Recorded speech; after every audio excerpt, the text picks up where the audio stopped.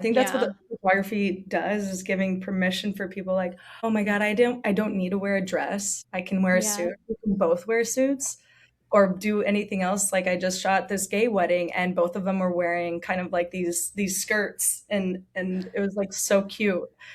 Um, Oh, I love that. yeah, creating I their own think style and tradition, you know. Yeah. I think that's something that's really unique about the queer community is the ability to create our own way of doing things because there hasn't been these examples of how it's done. Welcome back to Unpacking the Closet. I'm Jerry. And I'm Caitlin, and this is the season of connection, all about queerness, culture, and the joy we build through community. Kelly Balch is a photographer, filmmaker, author, and global storyteller who has spent over 16 years documenting love, identity, and the emotional landscapes that shape us. And today, they're here to pull back the curtain on the work behind the work and what it means to create space where people feel truly seen. Yay! Thank you for being here. Thank you. I'm so sorry you said my last name. Balch? Caitlin, were you Balch, trying to right? Kelly Balch? Is that Balch? right? But it sounded blotch, like you said blotch, but it's Let me just get a clean yeah. version of it.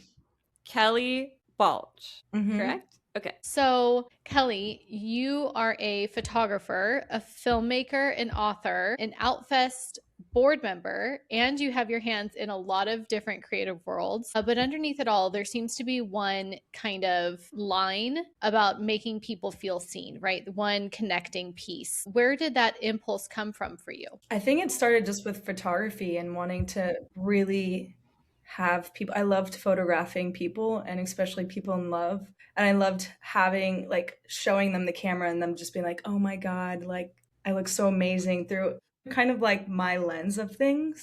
And then Mm. even just talking to people, just the way that I really do see people. I try to see them deeply and really kind of bring that out of them. And that's what I've noticed just like throughout even just photography and talking to people and everything that I get my hands into. I like that's the main thing of just talking and connecting to people and especially queer people because most of the time we're not seen or have that type of voice for numerous reasons that we all know. So yeah, that's like my favorite thing is just like because even coming from my own childhood as well, just kind of like I want to give people that space. Yeah. That's really beautiful. Yeah, I totally relate to that. Like, I think all of us do, right? Anybody in the queer community or any kind of community where you're a little bit othered from people. We talk about this on the podcast a lot.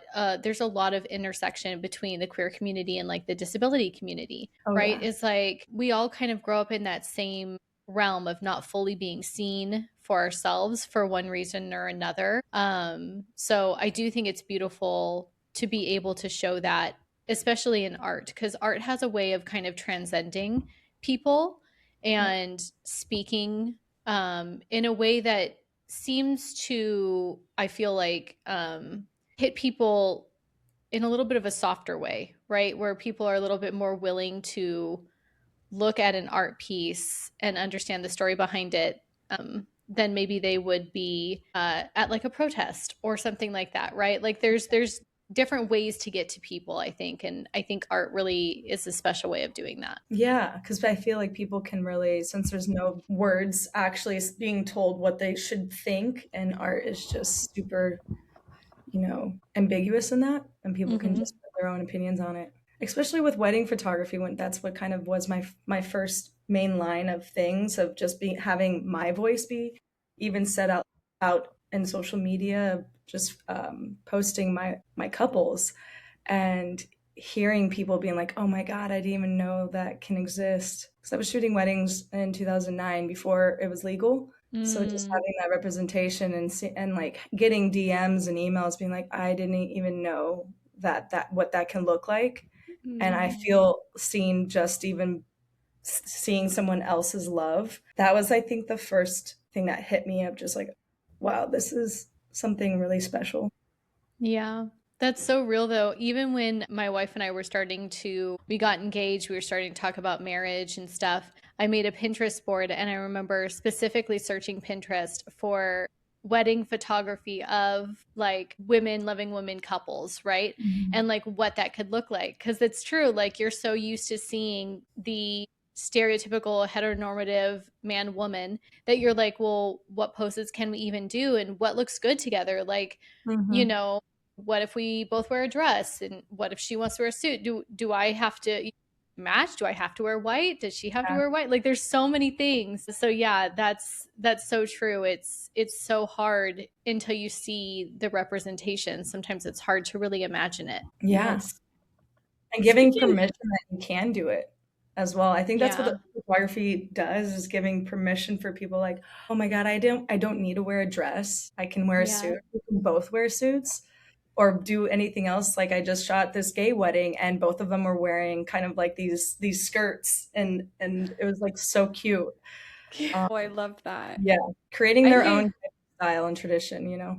Yeah. I think that's something that's really unique about the queer community is the ability to create our own way of doing things because there hasn't been these examples of how it's done. Mm. And I think we're in maybe a really kind of, I mean, awful time period, but also a unique time period in that we can find images of ourselves online. Because I know probably when we were all younger, I'm imagining we're all in the millennial age of such. We didn't have that. So being Mhm. able to see that is really beautiful. Speaking Yeah. of being seen, let's talk about your docuseries because I know that you're still filming and doing all of those things, and I know I've seen a few of them. So what was the original impulse behind that? What were you trying to capture that you felt wasn't being captured anywhere else? Our stereotypes that we have in our subgroups. Also, thank you first for always being supportive of the documentary and watching it and coming Of to both course. of those things. Like that means so much to me. And it They're was so great. Everyone should see them for all the thank you. listeners.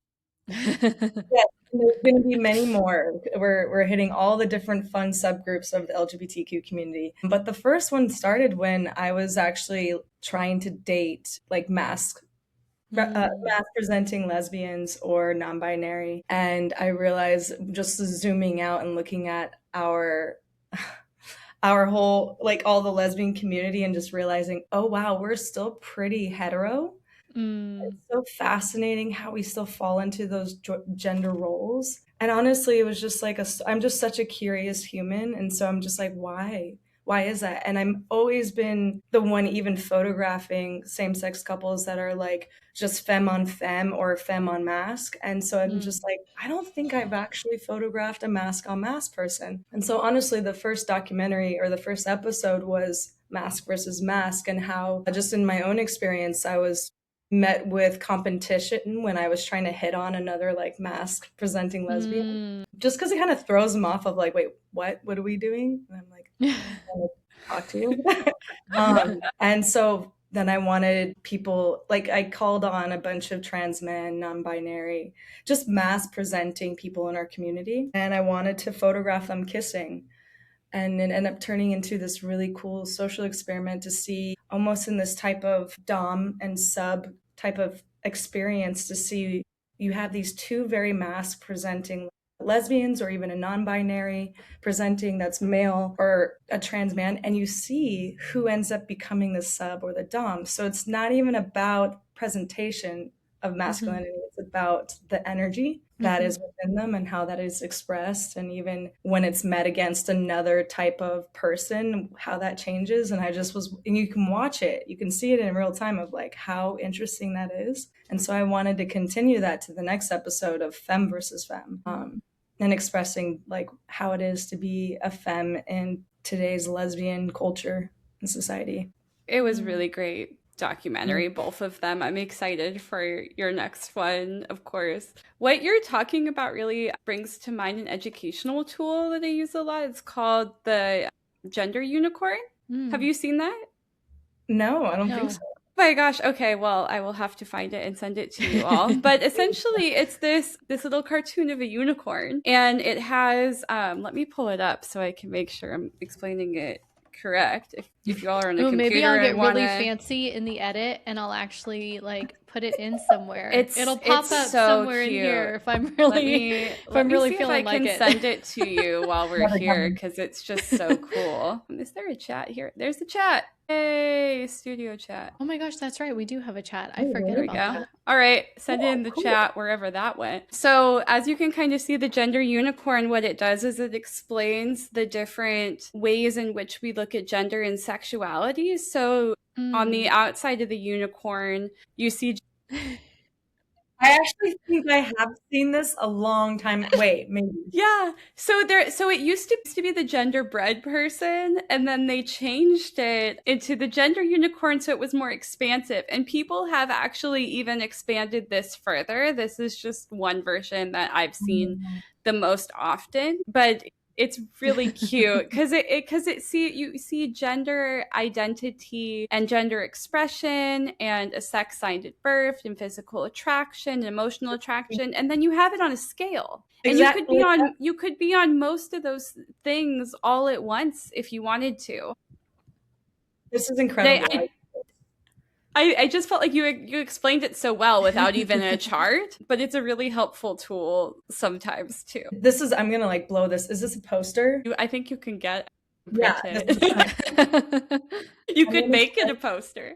I'm gonna make a t-shirt and I'm gonna put it's really cool because that was another fascinating thing when I was doing the interviews for the first episode. I was asking people like what's their gender identity, and it ended up turning out that their responses were sexual identity. And I was trying to really like subtly be like there's a difference, and there is like most people I feel, at least that I've come across, and especially people that are heteronormative, are confusing gender identity with sexual identity. Yes, often. Yeah. And this goes far as even physically attracted to emotionally attracted, because that's something that I tell people when they're asking me like who I'm like, I'm a lesbian because I'm emotionally attracted to women and I see myself dating them. Am I physically attracted to men? Yes. But am I emotionally? No. And what are my pillars of dating? And that's kind of like, it's dissecting going into the nuances of what we want in partnership or even dating wise. That's Yeah. really interesting. Pillars of dating. What? Yeah. How do you explain that? That's really interesting. Because I feel, at least when you're getting into the really like the weeds of dating and really trying to understand specifically, are you wanting to just date or like have sex with this person, or do you really find partnership and building a family with this person? And what we come down to is, at least just for me and a lot of the conversations that I had with people, is that there is a version that you can just have sex and play and have fun with, and then for a time just be like, yeah, we can date and like see where that goes. But then there's another version of it where you're actually like, no, this is what I find in partnership. So I really like talk to a lot of even like gay men, for instance. They'll hook up with any, like just with women still too sometimes, or bisexual. And not even I don't want to like really put a highlight of bisexuality, but it's really special because I think bisexuals really know specifically what they're wanting in partnership. Whereas like what I've witnessed in the lesbian community, it's us trying to really find those specific pillars of what we're wanting. At least Yeah. from my angle of it. Yeah, no, that is really interesting because that's actually something that I think I've come to learn about myself over the years with my bisexuality is like when I was dating men, it was kind of more like, oh, this is fun. Yeah, I find you attractive, right? Physically, I find them physically attractive. I like masculine personality in certain situations, but I never was with a guy and felt fully safe to where I wanted to have a long-term relationship where I could see myself marrying that person, having kids with that person. It was always like, yeah, I don't know about that. I'm having fun, but I don't know about that. Exactly. But sorry, go ahead. oh, no. But yeah, but I do find that having, obviously, I'm married now, right, to my wife. And I find that like I needed a little bit more of a feminine energy. And I needed things that a lot of times heterosexual, heteronormative men couldn't provide for me in order for me to feel like I could have a stable long-term relationship where I could see myself having a family and things like that. Yeah. Exactly. Yeah. And then there's also the vice versa where you'll have women that are just like, I can hook up with this woman. It's going to be fun. It's so sexually charged. And then they're like, but I don't see them as somebody that I can have a family with. Yeah. Now I'm interested. You talked about like, giving interviews, and a lot of the interviews that you end up giving very intentionally they have a psychological lens to them. They're very emotional. And what does that kind of look like in practice for you? How do you create the conditions that allowed everybody in your docuseries to really feel safe and comfortable enough to talk to you about these things in front of a camera? Well, Caitlin, this is just who literally I am in life, where you can't even have a cup of coffee with me without us getting really deep and very emotionally, like emotionally, spiritually, psychologically, just my friends are like, oh my God, can we just chill? And I'm like, yeah, we'll chill. You're like, there is no chill, but we Yeah. love that about you. So I think honestly, from very like even just when I was photographing weddings, I was taking the moments very seriously. And I think Mm. people can feel that energy from me and just be like, hey, look, I see you. Let's ground in this and really creating that space. So it's like I open it up and I really like to hold it as a container, which I think again is giving people that permission and allowance of just like, hey, let's actually really talk about this because I'm going to take it seriously. Yeah. Which again in some scenarios that works in these scenarios where I'm interviewing people, but sometimes it's like I hang out with Jerry and I'm just like 5 hours later we're talking about everything. Hence why I do what I do as well. I think you can't sometimes it for people who really lead with emotion, right? It's hard to turn that off. Yeah, like my light switch doesn't have an off switch when it comes to Yeah. things like that. I get it. It's hard not to get deep with people, especially if they're willing to go there with you. Right. And I'm also Yeah. noticing like there's a lot of I have fire that I have in my chart that Mm. we live in LA. We're surrounded by actors and models and people putting on many different masks. And so Mhm. I want to be that space where I'm like, hey, let's take that off and like let's really talk and how are you doing? I think that's rare in this city. And I'm Yes. really realizing that even when I'm traveling around the world of just that is everyone's norm. Whereas you come back to LA or sometimes even New York and you're like, oh God, thank God you're a breath of fresh air. Or sometimes they don't know how to face that type of realness. So Mm. I'm realizing like my fire gets lit up when I see how many masks they're wearing and let's see if I can dissect it or have them take it off kind of thing. That's so true though. I do come from the position of being like an actor. My degree is in theater. And even then, right, that's a very emotionally charged thing too. So I also tend to be a very like emotionally connective person. I like to get deep there also. And when I was dating in LA, I had several, especially men, right? Because it's harder for men. I will acknowledge it's harder for men to get emotional and feel comfortable in that space. And I had a lot of men flat out tell me during dates where I felt like I was just being me. I was like, let's get to know each other on like a real level. Like I don't care I care what your dog's name is, but I want to know about you. You know what I mean? But like I had several men especially tell me like, you're a little too much for me. Like this is a little too much. And I'd be Yeah. like, Wow. oh, okay, And that's, cool. yeah, and be like, I get it. I know, like, we're not Yeah. there yet, and it's okay. Because you're not Yeah. doing much, but you are Yeah. to them because they're not ready. Exactly. Yeah, yeah. I always felt, well, I mean, I didn't always, but I eventually learned to see it as like that just meant that they weren't the person for me, and that was okay. But it was interesting that it happened more in LA than anywhere else. I've kind of Uh-huh. lived all over Southern California, and LA especially, it was really, really hard to get people to emotionally connect with you and not just do surface level, especially on like a first date or something. Yeah. Yeah. We're I don't all know how to lead I'm from really sorry there. that we're all we're all reflecting let's back on those put that moments in in. the past. But I'm also want to just like, for anyone that is being told that, which is everyone, I think every person to some extent has been told that. And Mhm. I just can tell, like, old version me would have been like, oh shit, I need to really tame myself. And that did nothing for me. Yeah. So I'm glad that you were like, oh, then you took it a very positive way. And I know a lot of people wouldn't have and would have dimmed themselves, you know? Yeah. Well, I had been through a really emotionally abusive relationship. So I had gotten out of that and I had been like, fuck it, I'm going to do all the things I want to do. You know what I mean? Yes. So, but it took a while. I mean, I didn't date for a couple years. So I had really had to work on myself to get there, to get to the point where I was like, that's okay. I also have fire in my chart. So I think that also helps a little bit. Okay, Kelly, what are your big three? Now that we're here. I'm curious to know your guys. My sun's a Capricorn, my moon's a Gemini, and my rising is a Sagittarius. Okay. We Yeah, have yeah. a very similar chart. I remember this because I'm a Capricorn sun, Yeah. a Gemini moon, and a Cancer rising. Right. How do you I maintain am- your emotion? Oh wait, go ahead, Caitlin. How do I maintain my emotions? Or it's yours, Caitlin. I'm a Sagittarius sun. I'm a Taurus moon and I'm a Cancer rising. Oh, cool. I love that both of you guys are Cancer risings. How does that show up for you guys? I think probably the emotional connection, right?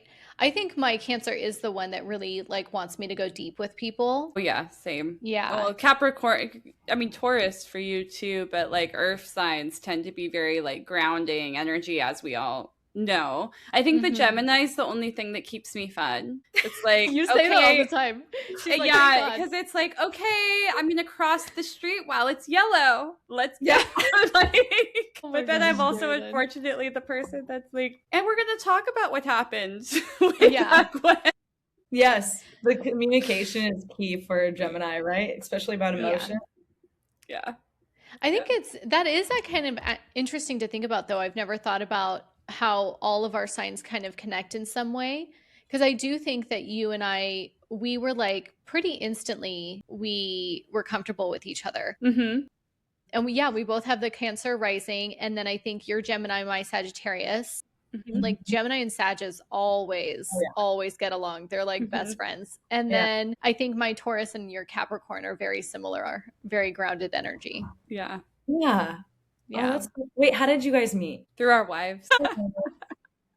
That's awesome. Yeah. Allah.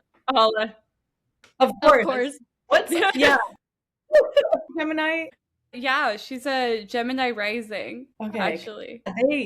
She's really good at networking and talking to people and really good. Well, and Allah's Aquarius. I grew up being raised by two Aquarius women, and my mom and my granny. And I think Aquariuses have this innate gift of like, normally they're shy, but Allah has the Gemini. I think that really pushes her out. But Aquarius, like they're shy, but they have this really innate ability to understand people on like a crazy level and connect with them. So I think maybe that's one of Allah's really big gifts, is the fact that she is an Aquarius and a Gemini. And so she's like, her shell is not as there, right, as an Aquarius would normally be, but she has that same ability to just like get people on like so many levels, because Aquariuses are like, they call them like the aliens of the zodiac, right? Oh, like they're just like, that's so interesting. Because they're like, they're so much more open to all ideas and all people, and like,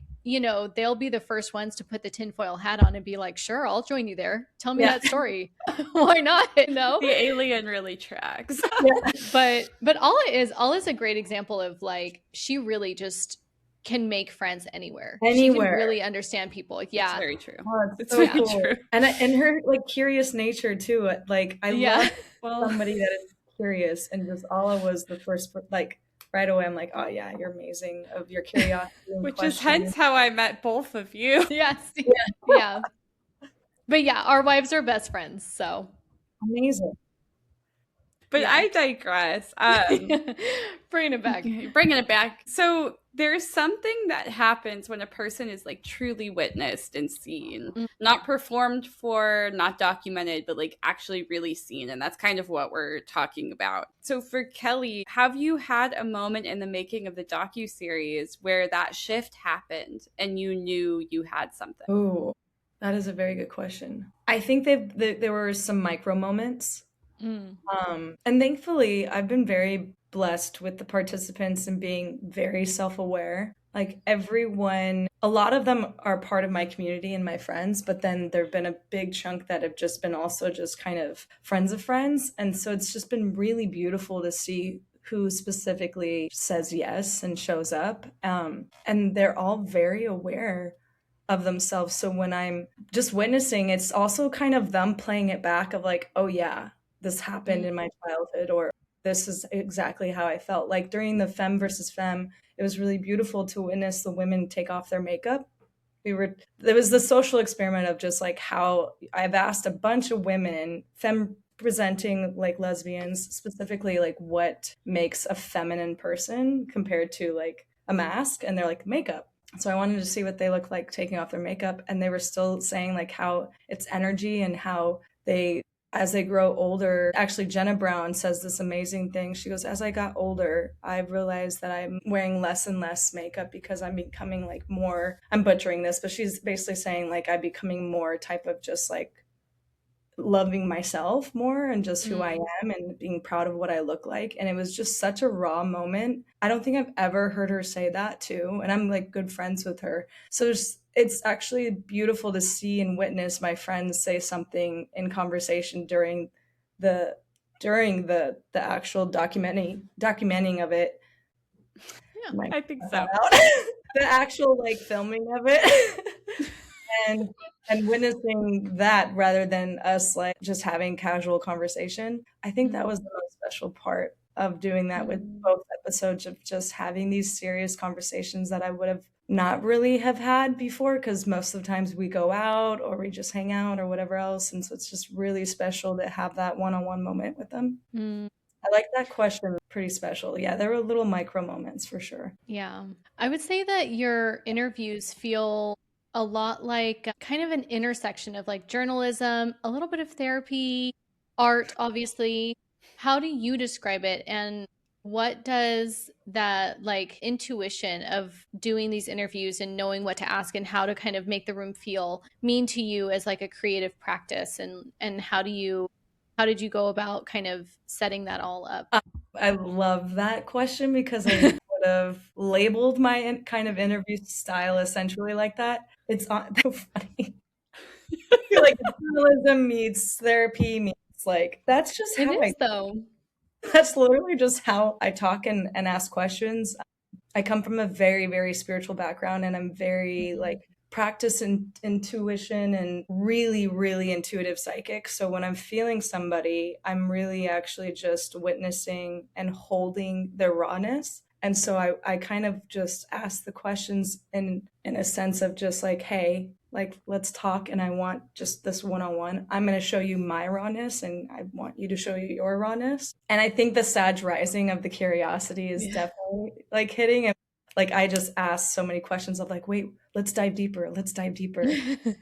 um that's great. Thank you for putting those type of verbiages to my interview style. But yeah, that's just me. So, speaking of just you and going deeper, I'm going to ask kind of a deep one. So, you grew up in a Christian household where worth came from service and obedience. And you've talked about how that shaped patterns of people pleasing and codependency. So, what was the turning point? When did you start building a self that was actually yours? Honestly, after I feel like, God, that's you guys really, that's these are great questions.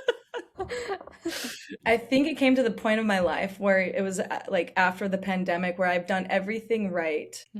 It's been like different type of actual intervals of essentially like coming to or going to college and then being this really good Christian girl. Like I was really good and would preach the Bible and wore a promise ring. And then I would go to college and I was like, oh my God, I'm in love with this woman. And that was just like, okay, I've been good all this time. Like why am I sinning? And I'm just like, wait, this can't be. And it's crazy because I think every type of boundary that like because of religion that I've come across, it's like, wait, this actually doesn't make sense because I'm being so authentic to myself. So let me just push forward and breaking that boundary and realizing like, oh my God, wait, a lot of that was just such a lie of control. And then even with people pleasing, realizing just like that's not going to get you anywhere too. Like you're losing such a sense of self. And that was my breaking point where I was people pleasing so much. I was like, I have nothing left to give. So this can't be healthy. This can't be right. There's got to be an alternative. And then like waking up to being like, oh, it's because I'm on one side of the spectrum of people pleasing. So yeah, it's just like breaking all those bad habits that is ingrained in our religious structure. As a former Catholic, I understand. Yeah. I was raised Catholic, and that, I mean, talk about very strict boundaries as That's- well, right? yeah. So I hear you. I hear you. Yeah.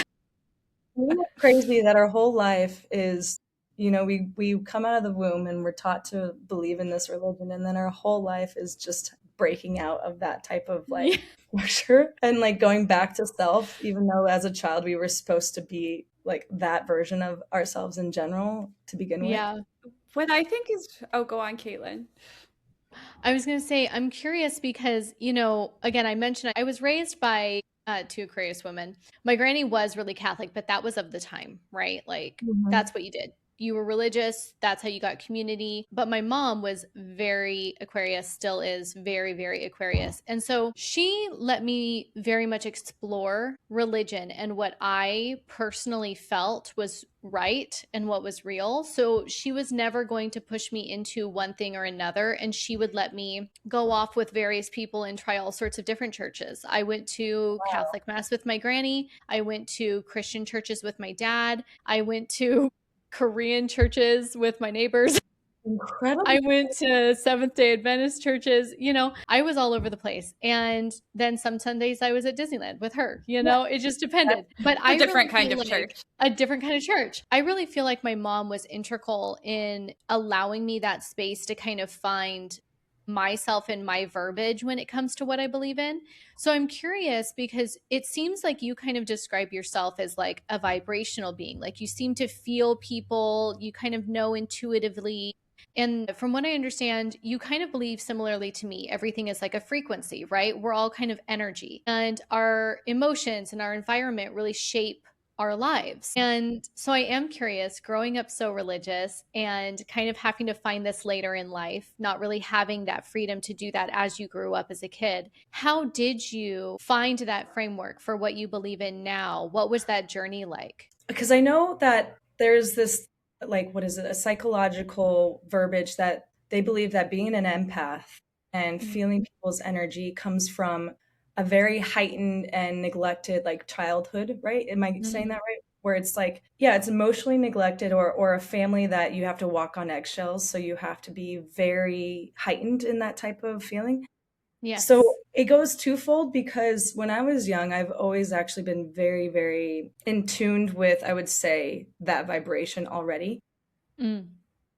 I would go as far as say is like I would be very kind of like psychic and almost like have these dreams and like all that type of like really been into that world. And it was scary, very scary sometimes, of like feeling somebody and then being kind of like gaslit as a child of just like, no, I'm not feeling that. I'm like, wait, but I feel like kids are so intuitive. It's insane. Yeah. They're so intuitive. And if that's just actually becomes embraced and harnessed, we all become very intuitive beings as adults. And I think it goes back to me being just saying like, no, I hear what I hear, I feel what I feel, and I'm just gonna just stick with that and be very stubborn in that. I think that's my Capricorn. Very stubborn Capricorn.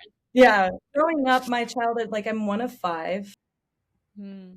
We were a very loud Italian family, and my mom did a lot. My dad was working constantly. So I like, after years of childhood therapy and then even adult therapy, I realized like just how sensitive I am as a child, and even my siblings, and emotionally neglected, not intentionally, but definitely emotionally neglected when I was a child, really heightened that type of elsewhere. So yeah, like even going through high school and college, it was just feeling that energy and really tuning into essentially the ether. and that being the language that I would trust and learn and listen to rather than people's words or body language. Yeah. No, I totally get that. My mom would tell you that because my mom's not religious at all. She doesn't really believe in anything, including an energy, like a universal energy or anything. She's very much, she would describe herself as very much atheist. And she's always joked when I was little and through now that my religion, since I was tiny, since as long as I could create my own opinions, has been very much like she describes it as either Pocahontas or Star Wars. She's like, you believe in the colors of the wind. You believe in Grandmother Willow Tree, like coming to talk to you. You believe that all the animals are connected. You believe in a force that like drives all things. And I'm like, well, I do. Absolutely. And your Yeah. mom doesn't believe that aspect? No, no, not really. No, my mom doesn't believe in really anything like that. I also believe when I was little, I saw my grandmother. She had passed away when I was 2, and I saw her sitting on my bed when I woke up one night in the middle of the night. And my mom also doesn't believe in that. She's like, "No, you were dreaming." I'm like, no, she was sitting on my bed. So I've always believed that I saw what I saw. yeah. I wonder if she was rich in another lifetime, and so in this lifetime, she's like, "Nope, I'm not going to believe any of that." Nothing. Completely Yeah, she goes just on the other believes. side. Yeah, Yep. and you're like, "Mom, I'm rich. I can actually make all these things. I can feel the wind talking to me and everything." Yeah, that's Yep. awesome. You know, love it or hate it, religion and spirituality, it's either joining in or something in response to. Of You course. know, Yeah. like thinking about like a Christian childhood, like everything that I've done since coming out of that has in a way kind of been in response to what I learned, right? And I just find that very interesting. It seems like we all just have like such responses to what we've been told or taught. And I think that can lead to when you are, especially as a queer person, especially as a young queer person, when you're not seen, like we've been talking about, like not seen by the religion, not seen by the family, leads us to have to question, because why am I here? Like why do I feel this way if it's so wrong, if what I'm being taught is XYZ? Yeah. And so we kind of, for a lot of queer people, I think this rings true, is like we kind of have to we break out of that because we don't have any other choice, because there's no other way of being for us. Yeah, it's true. It's crazy because I actually was having this discussion with a couple family members who are very, very Catholic. And it's always the question like, when you're dealing with somebody that's very religious of and like, how did you know you were gay kind of thing? And I was like, honestly, I was always the type of person that wanted to dive deeper into my spirituality and faith and God and just really dive in deeper and deeper. And then when I realized that I was gay, I dove in the deepest, and it actually got me closer to even the newer version of God that I believe in now. God is that energy, right? Or just like something that's better. And then I feel that I was learning at a very young age what Christianity and what God in the sky was. So it's really funny when I talk to people, I'm like, yeah, actually, me realizing my queerness has gotten me deeper into my spirituality and relationship with God. And they're like, what? I'm like, yeah, you got to be better to understand God, basically. I love this because I think that it goes one of two ways with folks. Either it's like a complete rejection or an embracing of a different kind of system. Yeah. And I think it's really beautiful when people are able to kind of reconcile what they think in either direction for them, really. Whatever makes the most sense for somebody to come to terms with who they are and what they believe is very important either direction, honestly. Yes, I completely agree. And thank you for saying that, because it's just like also it's what you're wanting to transmute that energy to. And on that's why like I have friends that are just like, I don't believe in God anymore. I'm like, because you're God. Like you are literally God. So that's what all I love that. because finding God is finding yourself, or and if you don't even like that language or that verbiage, it's just finding yourself. Our whole purpose is finding ourselves and realize masculine, feminine power that we have within us. That's why I've always really enjoyed That. learning about Buddhism, because that's essentially what they believe is, everyone has the Buddha inside of them. Everyone is a Buddha. You just have to reach that enlightenment. Yeah, And essentially, it's the same thing we're talking about. You learn who you are, you reach the enlightenment of yourself and those around you. And that's kind of what they're saying is like, once you find that truth within yourself, then that's it. No one can take that from you because it's already living there. There's a exactly. really good book by our favorite Thich Nhat Hanh, We love it. We love Thich Nhat Hanh. Yeah. which is we do. But it's called Living Buddha, Living Christ because there is actually a lot of overlap between Buddhism and Christianity that gets kind of like washed away. And there's this idea also that's not in that book, I don't believe, but it's that same idea of like the cosmic Christ. So it's this idea that people are able to reach that stage of enlightenment or Christ, a Christ state. That's like more of like a state The of Christ being consciousness. versus Christ Yeah. consciousness. Yes, Yeah. exactly. And that's anyway, I could digress I down a love that. hole. No, that's true. I went on a whole thing of like discovery of different religions, and I became like a religion major because I was so obsessed. And I even came back after like my third year of college, and I was like, "Mom, Dad, I am a Buddhist now. I am a Christian Buddhist." And they're like, "Sure, Kelly." And I'm like, and next year I came out, I was like, "Mom, Dad, I am a Christian Buddhist and queer." I came out as a Wiccan at Yeah, 14, and then I joined the Hare Krishna movement for a brief time period. amazing. And by youth, I was like 16. Actually, I came down here in LA. I went to the temple here a couple of times. That was a wild trip. That's for another podcast. You go to the temple. That's amazing. They have really good food. GoFundMe is a vegetarian restaurant. It is very good. They might try to sell you on it, but it is very good. Kelly, I have more questions for you though. So Yes. you serve on the board of Outfest, which is this weekend. And you've talked about being seen unapologetically as a form of activism. In this current moment, what does queer visibility mean to you, and what do you think storytelling can do to that policy and protest alone can't? Oh man. No, tough ones. Yeah. I mean, I think no matter what, queer voices have always been important. They've always existed. We can get really, really controversial with this. What was your question? Can you? Absolutely. What went on this whole thing? And I got kind of angry, and I was like, "Don't get angry. Let's bring it back." We're all a little angry you know right what? now. I think it's okay to also be angry. Yeah. And I think what you said is true. Queer voices have always been around. But the question was, in the current moment, what does queer visibility mean to you? And what do you think storytelling can do that policy and protest alone can't? I mean, honestly, seeing it even just with photography, representation of realizing like that, like heated rivalry. I've said this before. Love heated rivalry. Yeah, heated rivalry was showing a beautiful lens of what gay love and gay sex looks like, and how beautifully done it was, and just it was such a love story. And I think it transcended what gay sex and what gay relationships look like, because it was just so beautifully done. And man, did a lot of people like come out to that. A lot of women were like, "Wait, oh my God, this is beautiful." And it was so transformative, I think, with everybody.